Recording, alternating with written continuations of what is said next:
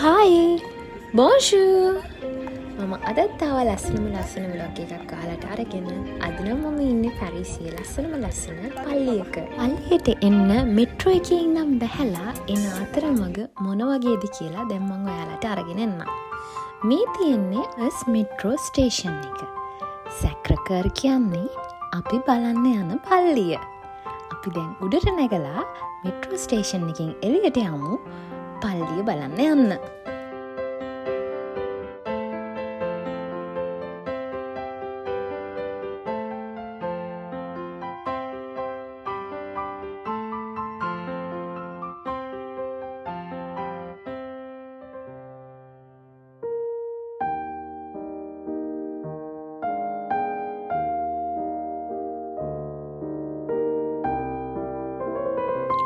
දැන් අපි මෙට්‍රෝ එකෙන් එළියට ආවා.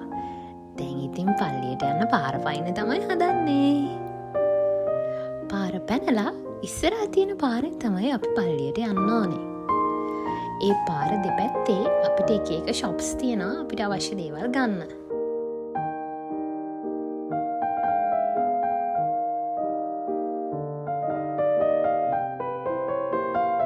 ෂේන් මාකට් ෆුඩ් කියන්නේ අපිට කෑම ජාති ගන්න පුළුවන් කඩයක්.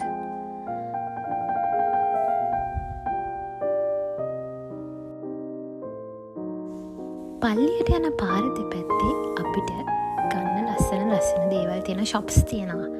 ෆොරිනර්ස්ලාට පල්ලිය බලන්න එන කට්ටියට යාළගේ යාළුවන්ට gift දෙන්න අවශ්‍ය දේවල් අවශ්‍ය විදියට ගන්න හැම විදියකම shops මේ පාර දෙපැත්තේ තියෙනවා.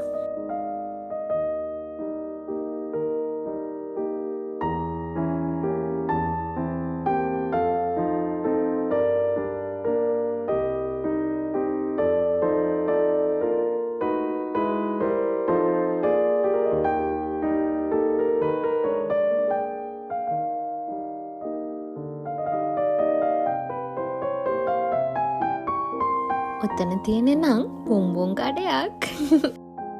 ඒ කඩේ බලාගන්න දෙන්න තමයි ඔය ඉස්සරහම තියලා තියෙන්නේ. එයාලගෙන් අවසරයක් නැතුව අපිට ඒ කඩේ ඇතුළට යන්න බෑ.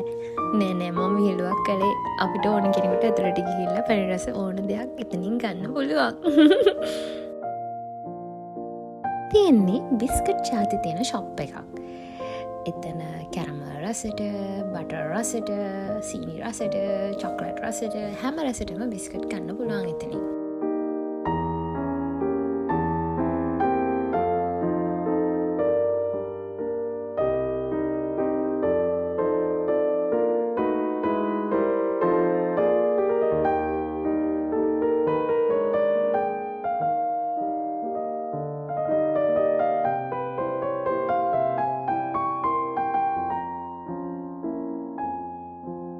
දැන්නම් අපිට ඈතට පේනවා අපි බලන්න යන පල්ලිය, සැක්‍රකර් පල්ලිය.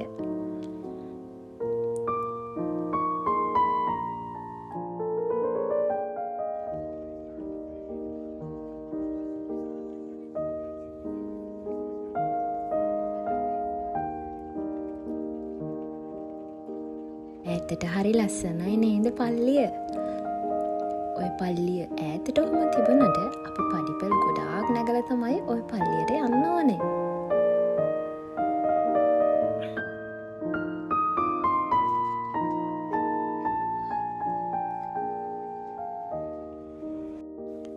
මේ තියෙන නම් උණු එම ක්‍රේප් හදලා දෙන, එතකොට සෑන්ඩ්විච් ආදී එහෙම අපිට මිලදීලා ගන්න පුළුවන් ෂොප් එකක්. අපි දැන් පල්ලිය ඇතුළට යන්නයි හදන්නේ.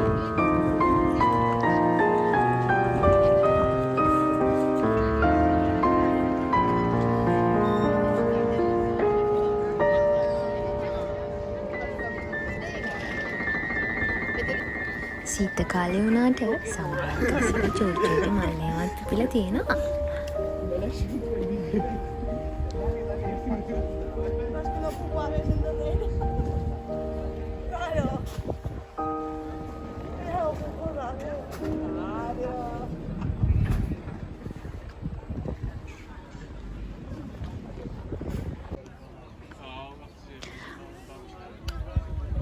හරිම ලස්සනයි නේද වටපිටාව. Problemen over die schouder kan.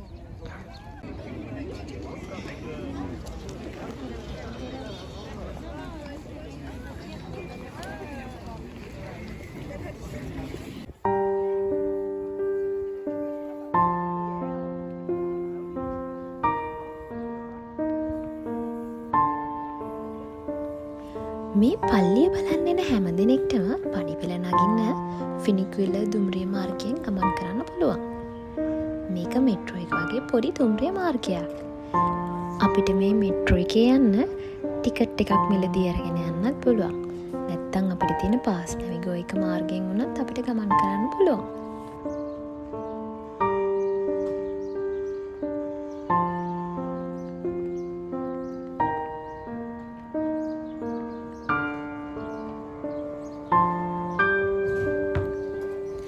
මෙතන මේ මෙට්‍රෝ එකේ අපිට එක සැරයකට යන්න පුළුවන් 28 දෙනෙකුට විතරයි. ඊට වැඩිය අපිට මේක යන්න බෑ.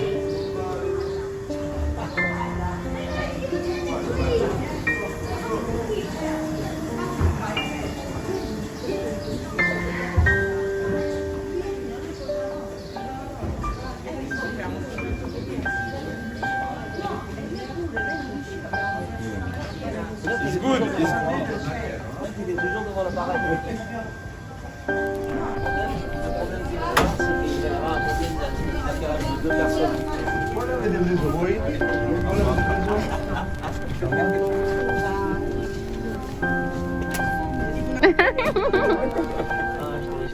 මේ මෙට්‍රෝ එකෙන් උඩට යන්න විනාඩියක වගේ කාලයක් තමයි යන්නේ.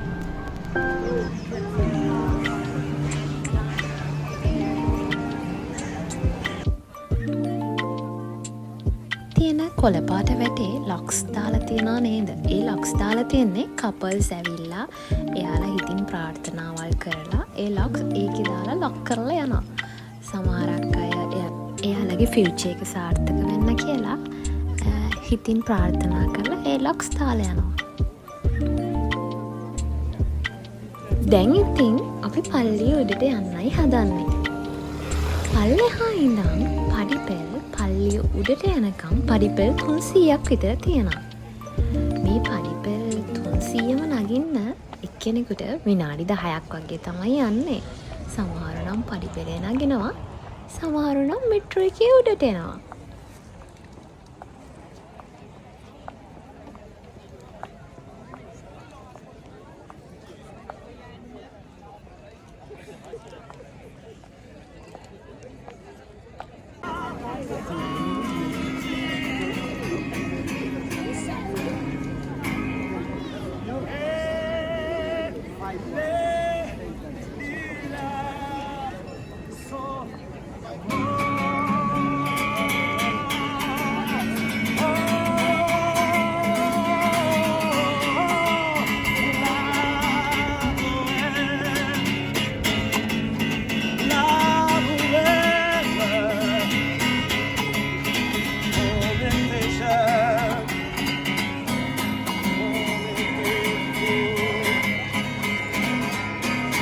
මන් දැන් ඔයාලට පල්ලියට යන්න කලින් ලස්සන කෝච්චියක් පෙන්වන්නයි හදන්නේ.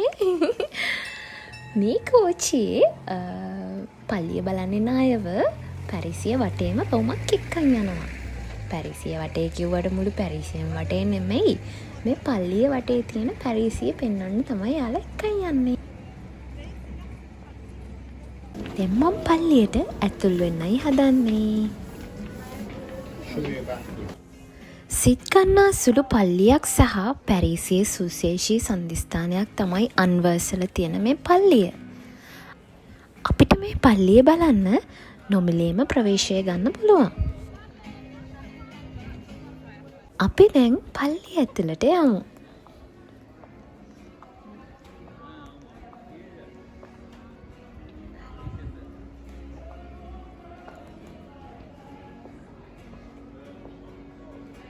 එන්නේ පල්ලිය ඉස්සරහින් නම් බැලුවම අපිට පේන වටපිටාව තමයි.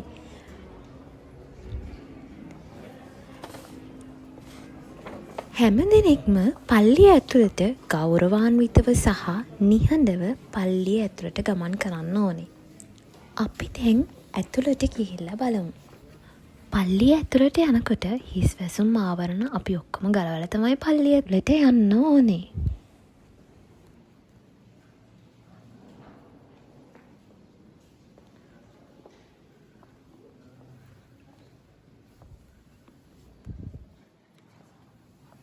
මේ පල්ලිය ඇතුලේ අපූර්ව ගෘහ නිර්මාණ ශිල්පයක් අපිට බලා ගන්න පුළුවන්. ලස්සනයි නේද?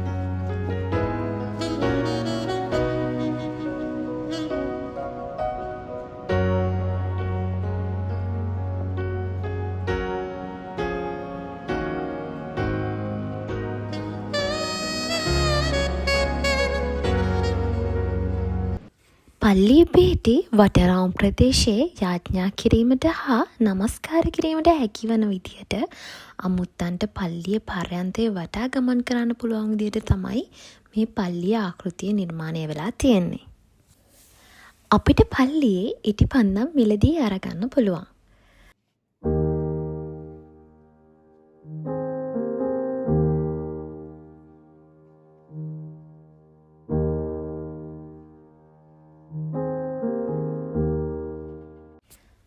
එදා 1871 යුද්ධයේදී මියගිය ප්‍රංස ජාතකීන්ට උපහාර දැක්වීම සඳහා ජාතික සභාව විසින් වෝ නැෂනල් ලෙස හැඳින්වෙන සැක්‍රකර් බැසිලිකාවේ ඉදිකිරීම් මහජන යෝගීතාවය සඳහා නියම කරනු ලැබුවා.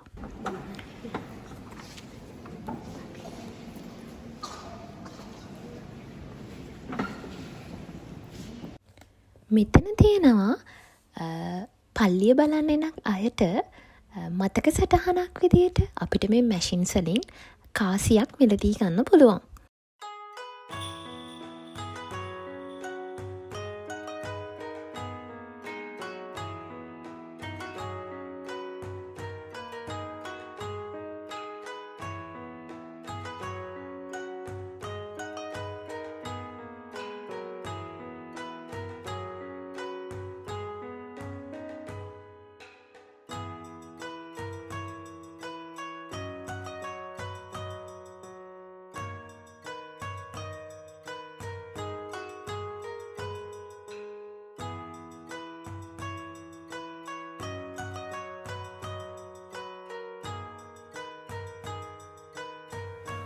වසරකට මිලියන 10ක් නරඹන්නන් වැඩිපුරම නරඹන දෙවන සංචාරක ස්ථානය තමයි සැක්‍රකර් බැසිලිකාව කියන්නේ.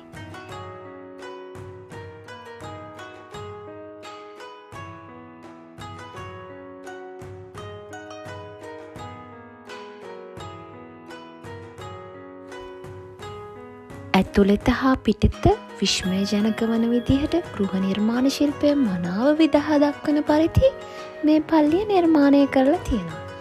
අපිට දැක්කාම ලස්සනට ආස හිතෙන විදිහට ඉහළ වහලවල් ගෘහ නිර්මාණ ශිල්පය මනාව විදහා දක්වනවා.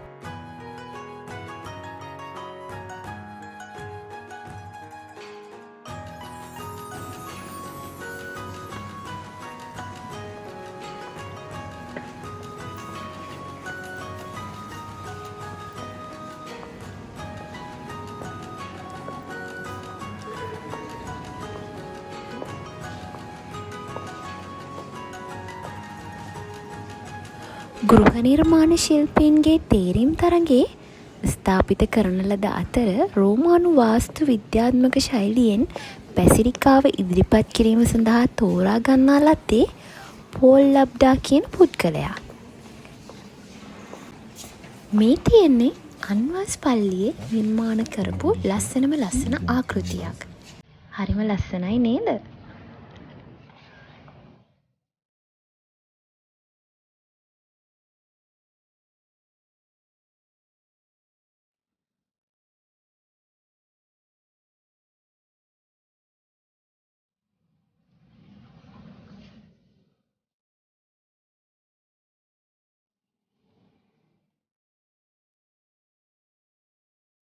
මේ තියෙන්නේ පල්ලියට එන අයට පල්ලිය ගැන විස්තර දැනගන්න පුළුවන් ස්ථානය.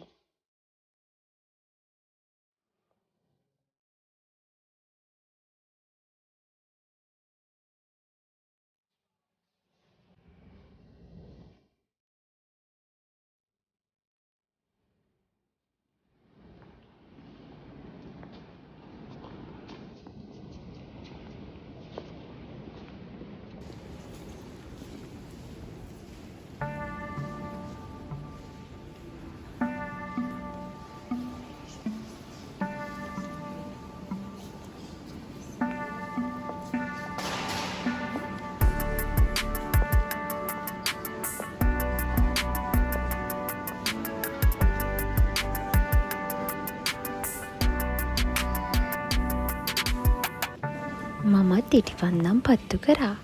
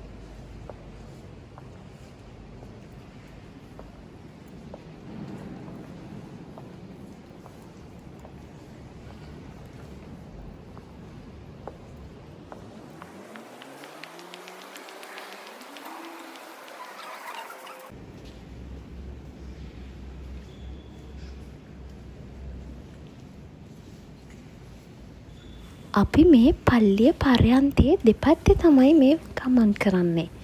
පල්ලිය මැද කොටසේ තමයි පල්ලියට පැමිණෙන සියලු දෙනාම නමස්කාර හා යාඥා කරන ප්‍රදේශය.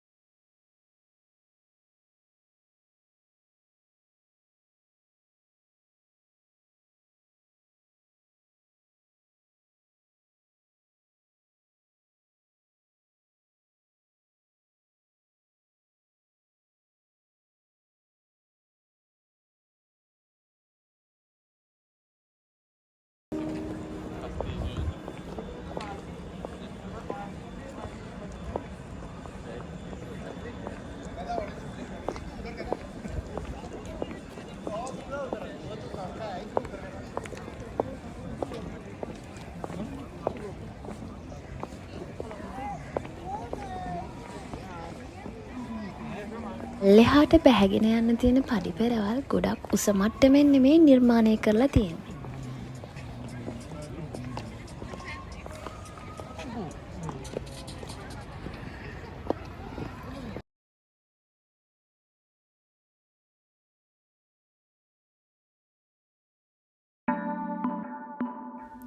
ලස්සනයි නේද? මෙලි ග්‍රවුන්ඩ් එකකුත් තියෙනවා. පල්ලියට බලන්න එන පොඩි ළමයින්ට සෙල්ලම් කරන්න තමයි මේ දේවල් තියෙන්නේ.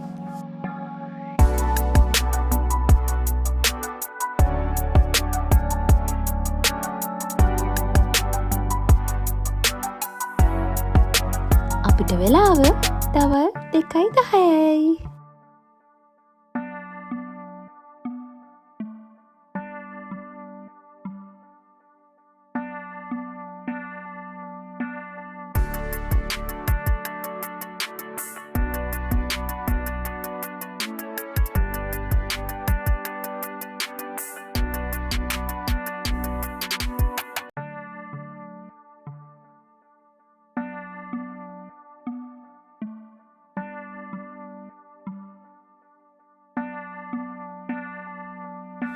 මේ තියෙන්නේ පල්ලිය ඇතුලේ තියෙන පොඩි අයට සෙල්ලම් කරන්න තියෙන පොඩි පාක් එකක්. ඒක ලොකු එකක් නෙමෙයි, පොඩි පාක් එකක්. මං හිතනවා ඔයාලා මේ වීඩියෝ එක එන්ජොයි කරන්න ඇති කියලා. ආයෙ ලස්සනම වීඩියෝ එකකින් හම්බෙනකම් ඔයාලට බයි බයි.